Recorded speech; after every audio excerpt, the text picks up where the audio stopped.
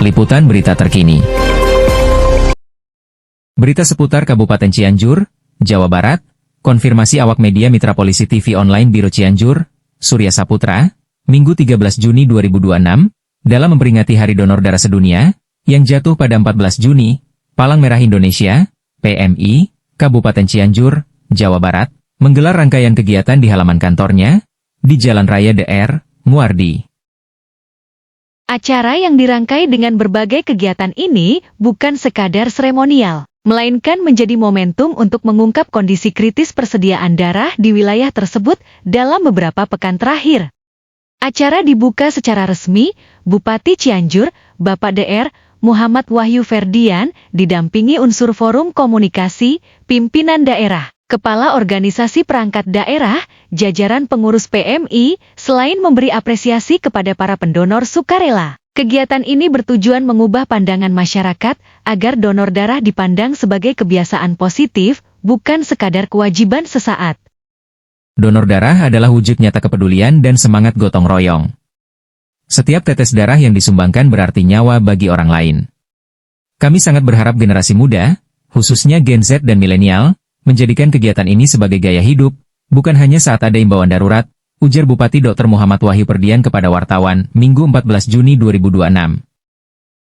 Sementara itu Ketua PMI Kabupaten Cianjur, Ahmad Fikri, menyampaikan, tantangan terbesar yang dihadapi pihaknya saat ini adalah kesenjangan yang sangat lebar antara jumlah pendaftar dan jumlah darah yang layak digunakan. Selama periode 6 hingga 13 Juni 2026, PMI telah membuka layanan pengambilan darah di berbagai titik mulai dari wilayah utara Cipanas Pacet hingga selatan Kadupandak. Dari total 3.013 orang yang datang mendaftar sebagai calon pendonor, hanya 163 orang yang memenuhi syarat kesehatan. Rata-rata setiap lokasi kegiatan hanya bisa menghasilkan sekitar 150 kantong darah, ungkap Ahmad. Kondisi ini membuat persediaan darah di PMI Cianjur berada di ambang bahaya. Menurutnya, standar aman persediaan darah agar bisa melayani kebutuhan mendesak seharusnya minimal 100 kantong.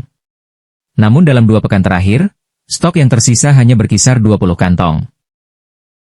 Padahal kebutuhan harian yang harus kami penuhi mencapai minimal 30 kantong darah, terutama untuk penderita talasemia yang membutuhkan transfusi secara rutin setiap bulan. Jika tidak segera tercukupi, nyawa pasien terancam, tegasnya. Untuk mengatasi kekurangan tersebut, PMI Cianjur terpaksa bekerja sama dengan jaringan PMI di luar daerah seperti Bogor dan Jakarta, guna mendatangkan persediaan tambahan bagi pasien dalam kondisi kritis.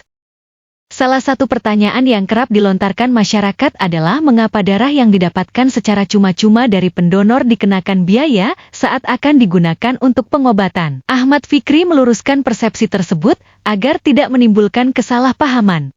Ini bukan biaya pembelian darah, melainkan biaya pengganti proses pengolahan. Darah tidak bisa langsung dipakai begitu saja. Harus melalui serangkaian pemeriksaan laboratorium, penyaringan penyakit menular, sterilisasi, hingga penyimpanan menggunakan peralatan khusus yang harganya tidak murah. Semua tahapan ini butuh biaya operasional, jelasnya.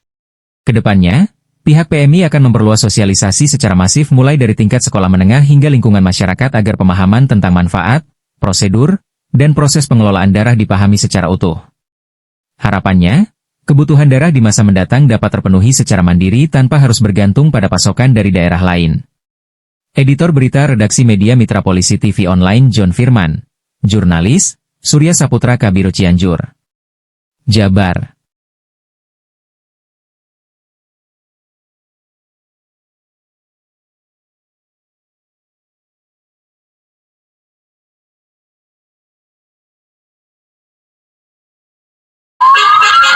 Media Mitra Polisi TV Online, cepat, tepat, transparan.